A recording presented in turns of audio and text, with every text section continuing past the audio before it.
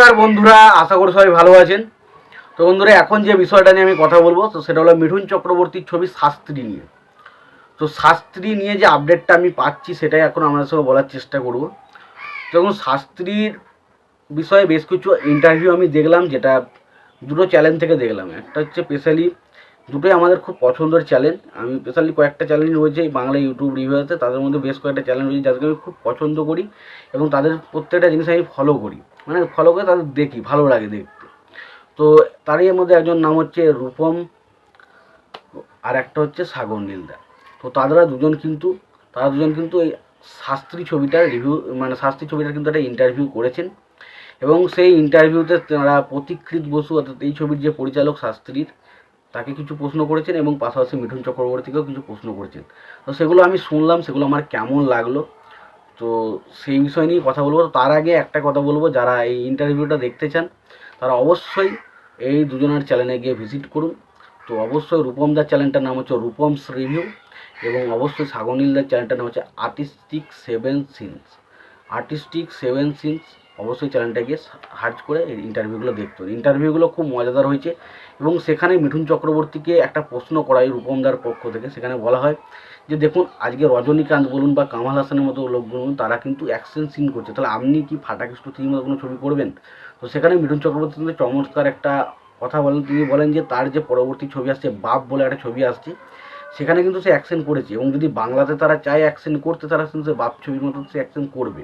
তো সে অ্যাকশন করবে, এটা নিয়ে সন্দেহ নেই। এবং পাশাপাশি তিনি আরও তাকে প্রশ্ন করা হয় যে মিঠুন চক্রবর্তীকে রূপমদা একটা কথা বলেন যে এই যে বলা হচ্ছে মিঠুন চক্রবর্তী বাংলা সিনেমার লাকি ট্রাম, তো সেটা কি ঠিক?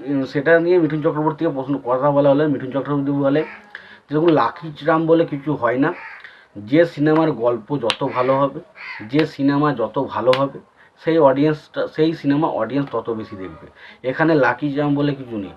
অর্থাৎ এখানে যেই হিরো হোক না কেন, সেই হিরোর ছবি যদি ভালো হয় সেই ছবি চলবে, আর যেই হিরো হোক না, যত বড়ই হিরো হোক না কেন, যদি ছবি ভালো না হয় সেই ছবি চলবে না। তো এটা পুরো পরিষ্কার একটা বাস্তব সত্যি কথা যে ছবি ভালো বানালে তবেই কিন্তু বক্স অফিসে চলবে। সেটা কে হিরো এই মুহূর্তে কিন্তু ম্যাটার করে না।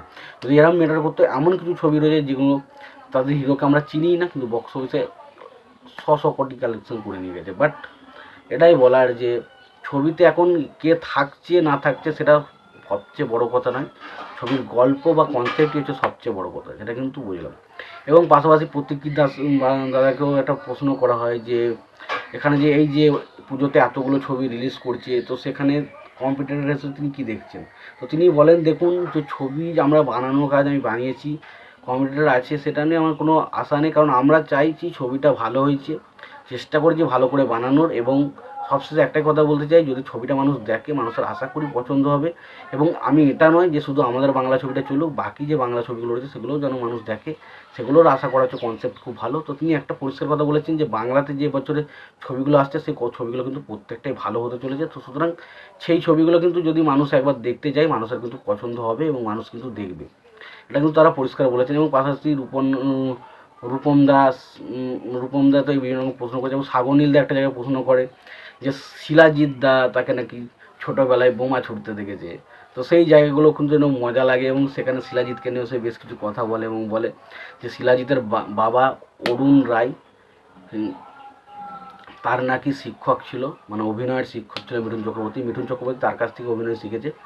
এবং পাশাপাশি শিলাজিৎকে সেই ছোটোবেলা থেকে বড় হতে দেখেছে, তার সাথে অনেক তার সম্পর্ক ভালো রয়েছে। তো ডেফিনেটলি অনেক কিছু প্রশ্ন বললো, তো সেগুলো নিয়ে খুব মজা লাগলো। এবং অবশ্যই সেই শাস্ত্রী সম্বন্ধে অনেক কিছু জানতে পারলাম, শাস্ত্রী ছবির গল্প সম্বন্ধে, শাস্ত্রী মিঠুন চক্রবর্তীর ক্যারেক্টার সম্বন্ধে অনেক কিছু বলেছে। তো ডেফিনেটলি ইন্টারভিউগুলো খুব ভালো হয়েছে। তো যদি না দেখে থাকেন ইন্টারভিউগুলো অবশ্যই দেখতে পারেন। আর সবশেষে একটা কথা বলো, যদি ভিডিওটি পছন্দ হয় অবশ্যই লাইক করবেন, শেয়ার করে দেবেন। চ্যানেলটা নতুন হয়ে থাকলে অবশ্যই সাবস্ক্রাইব করে নিয়ে পাশে বেল আইকনটা অবশ্যই প্রেস করে দেবেন। ভালো থাকবেন, সুস্থ থাকবেন, দেখা হচ্ছে পরের ভিডিওতে।